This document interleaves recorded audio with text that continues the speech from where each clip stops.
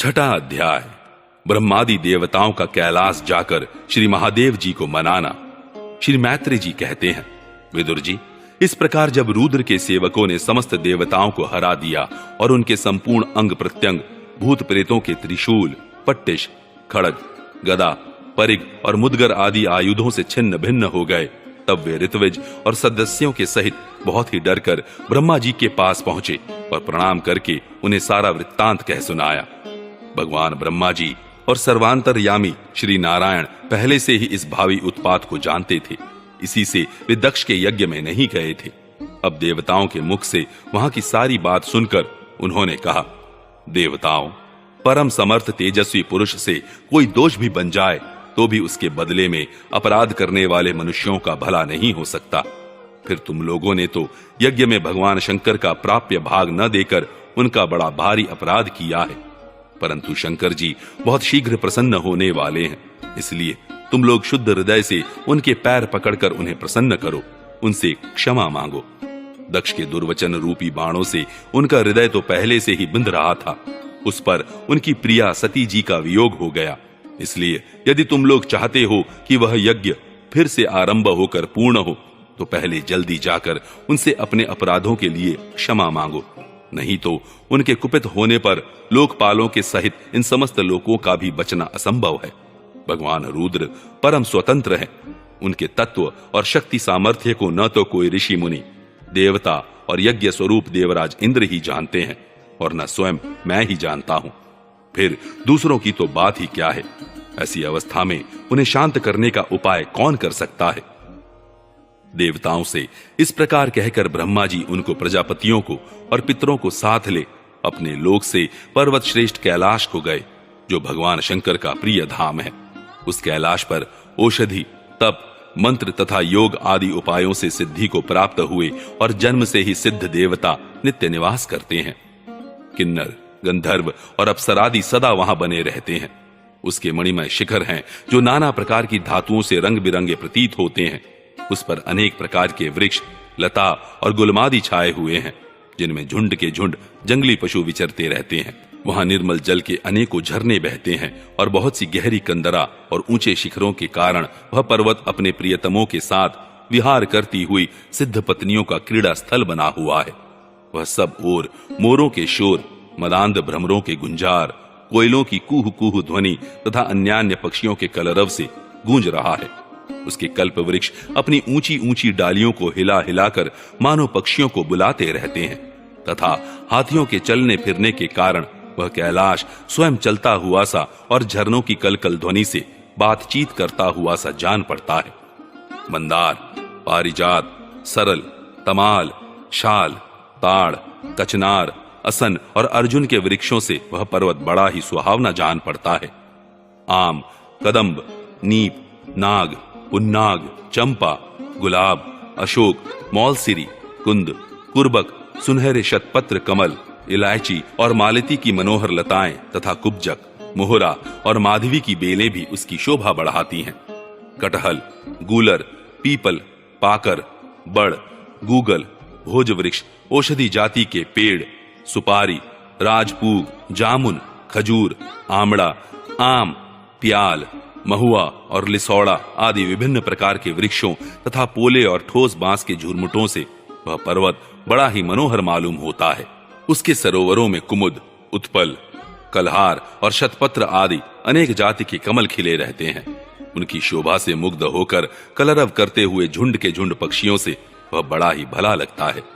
वहां जहां तहां हरिण, वानर, सुअर, सिंह, रीछ, साही, नीलगाय, शरब, बाघ, कृष्ण मृग, भैंसे, कर्णांत्र, एकपद, अश्वमुख, भेड़िए और कस्तूरी मृग घूमते रहते हैं तथा वहां के सरोवरों के तट केलों की पंक्तियों से घिरे होने के कारण बड़ी शोभा पाते हैं। उसके चारों ओर नंदा नाम की नदी बहती है, जिसका पवित्र जल देवी सती के स्नान करने से और भी पवित्र एवं सुगंधित हो गया है। भगवान भूतनाथ के निवास स्थान उस कैलाश पर्वत की ऐसी रमणीयता देखकर देवताओं को बड़ा आश्चर्य हुआ।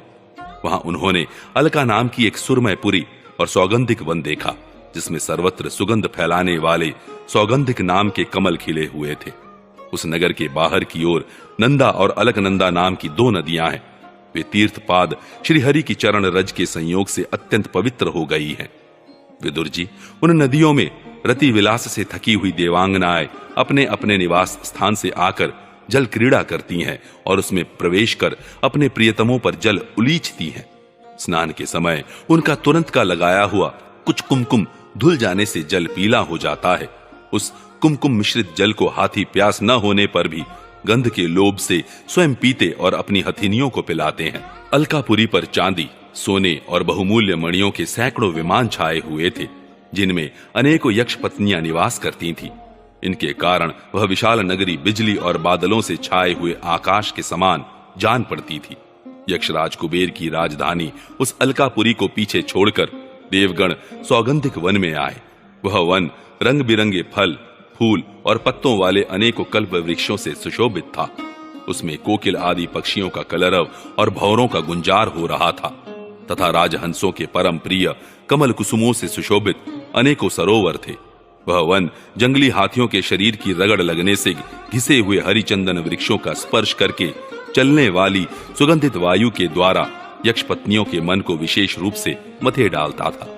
बावलियों की सीढ़ियां वैदुर्य मणि की बनी हुई थी।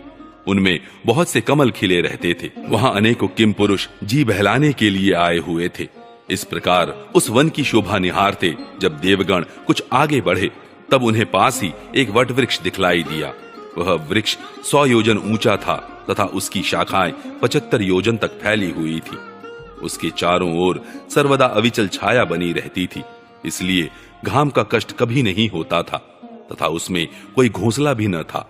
उस महायोगमय और मुमुक्षुओं के आश्रयभूत वृक्ष के नीचे देवताओं ने भगवान शंकर को विराजमान देखा। वे साक्षात क्रोधहीन काल के समान जान पड़ते थे। भगवान भूतनाथ का श्री अंग बड़ा ही शांत था। सनंद आदि शांत सिद्धगण और सखा यक्ष राक्षसों के स्वामी कुबेर उनकी सेवा कर रहे थे। जगतपति महादेव जी सारे संसार के सुहृद हैं। स्नेहवश सबका कल्याण करने वाले हैं। वे लोकहित के लिए ही उपासना, चित्त की एकाग्रता और समाधि आदि साधनों का आचरण करते रहते हैं। संध्याकालीन मेघ की सी कांति वाले शरीर पर वे तपस्वियों के अभीष्ट चिन्ह भस्म, दंड, जटा और मृगचर्म एवं मस्तक पर चंद्रकला धारण किए हुए थे। वे एक कुशासन पर बैठे थे और अनेकों साधु श्रोताओं के बीच में श्री नारद जी के पूछने से सनातन ब्रह्म का उपदेश कर रहे थे। उनका बायां चरण दाईं जांघ पर रखा था। वे बायां हाथ बाएं घुटने पर रखे कलाई में रुद्राक्ष की माला डाले तर्क मुद्रा से विराजमान थे। वे योगपट्ट का सहारा लिए एकाग्र चित्त से ब्रह्मानंद का अनुभव कर रहे थे। लोकपालों के सहित समस्त मुनियों ने मननशीलों में सर्वश्रेष्ठ भगवान शंकर को हाथ जोड़कर प्रणाम किया।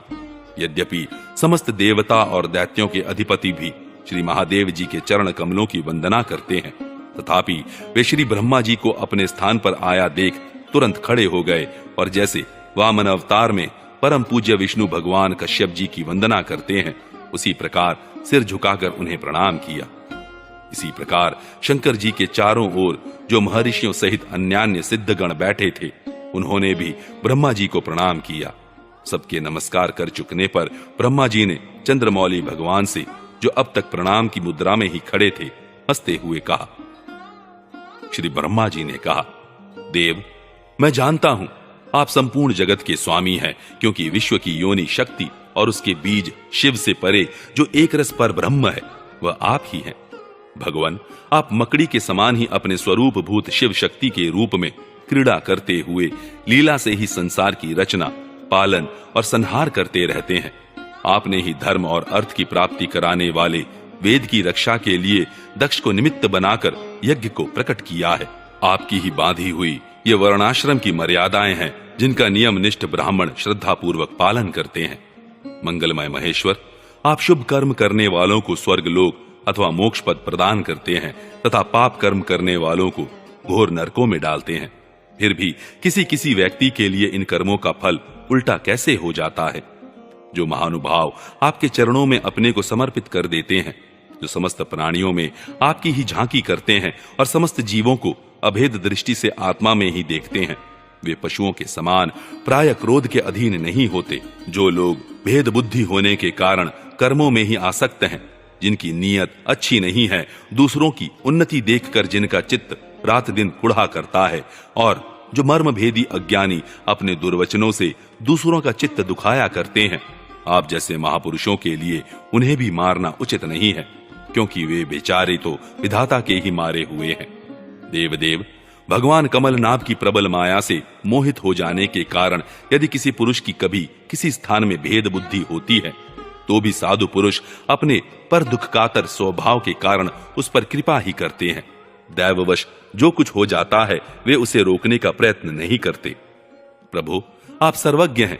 परम पुरुष भगवान की दुस्तर माया ने आपकी बुद्धि का स्पर्श भी नहीं किया है, अतः जिनका चित्त उसके वशीभूत होकर कर्म मार्ग में आसक्त हो रहा है, उनके द्वारा अपराध बन जाए तो भी उन पर आपको कृपा ही करनी चाहिए।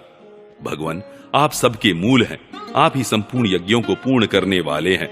यज्ञ भाग पाने का भी आपको पूरा अधिकार है, फिर भी इस दक्ष यज्ञ के बुद्धिहीन याजकों ने आपको यज्ञ भाग नहीं दिया, इसी से यह आपके द्वारा विध्वस्त हुआ।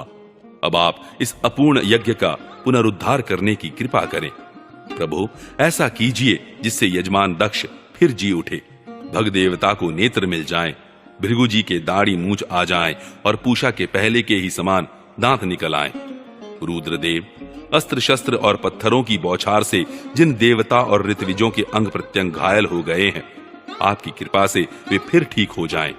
यज्ञ संपूर्ण होने पर जो कुछ शेष रहे वह सब आपका भाग होगा।